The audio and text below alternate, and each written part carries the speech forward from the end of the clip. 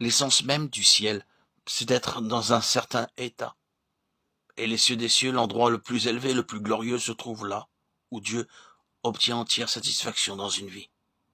Rien ne peut surpasser le fait de savoir que l'être divin est comblé dans une vie, qu'il a obtenu ce que son cœur désirait. Et j'ose dire que ceci peut, dans une certaine mesure, être mis à l'épreuve tout au long de notre pèlerinage terrestre.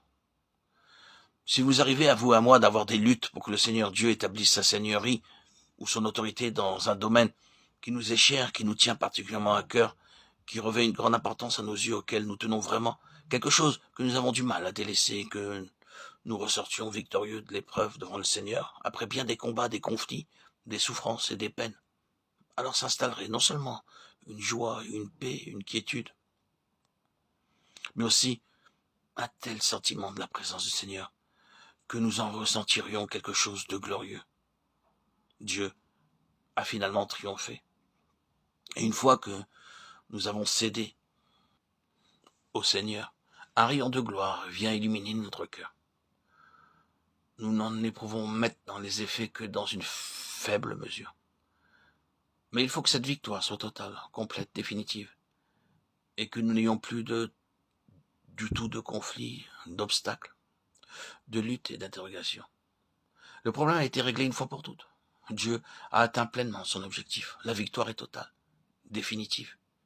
Et à partir de ce moment-là, vous entendrez un cantique, à l'instar de ces 144 000 qui chantaient d'une seule voix, au point que l'apôtre Jean avait l'impression d'entendre un bruit de grande eau. Apocalypse chapitre 14. C'est la gloire de Dieu qui a élu pleinement domicile au sein d'un peuple. Voilà à quoi se résume l'interprétation spirituelle.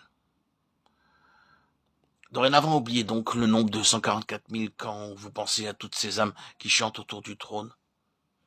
Je ne suis pas en train de dire que cette scène n'a rien de factuel. Mais l'important dans tout cela, c'est la signification qu'elle revêt. Dans l'éternité, notre degré de proximité par rapport à cette partie centrale dépendra uniquement de la mesure où nous aurons satisfait le cœur du Seigneur, et où la croix aura accompli son œuvre, ou pour employer une autre image, dans la mesure où nous aurons suivi l'agneau partout où il va. En d'autres termes, tout est lié, dans une certaine mesure, à la victoire de l'agneau sur notre nature et notre cœur. De cela dépendra notre position éternelle par rapport à ce centre névralgique et le degré de gloire éternelle dont nous jouirons, parce que tout sera mesuré à l'étalon de la satisfaction de Dieu. Permettez-moi de vous faire une petite parenthèse sur ce problème de l'interprétation spirituelle. On ne pourrait parcourir le livre de l'Apocalypse sans se poser des questions. J'ai un peu cette tendance en tant qu'être humain, et je tombe presque tout le temps sur des points épineux. Je vois l'agneau faire la guerre et triompher, et je constate la même chose pour les saints. Je me suis souvent interrogé à ce sujet. Quel est le sens de ce passage? Je me demande dans quel esprit vous l'abordez. Est-ce dans l'esprit de Gustave Doré avec ses gravures illustrant les scènes de la Bible?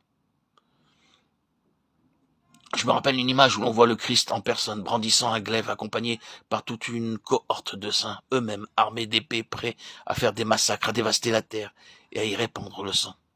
Est-ce dans cet esprit que vous abordez les guerres de l'agneau? En était-il ainsi au premier jour de l'Église? L'agneau a-t-il remporté la bataille? Le Seigneur a-t-il vaincu l'Empire romain qui s'était dressé contre lui pour l'éliminer, pour détruire son témoignage sur la terre? Est-il vraiment descendu des cieux avec ses anges, l'épée à la main? Et a-t-il fait couler le sang sur la terre? Les choses sont-elles passées ainsi? Comment s'y est-il donc pris? Cela fait bien des siècles que l'agneau guerroie.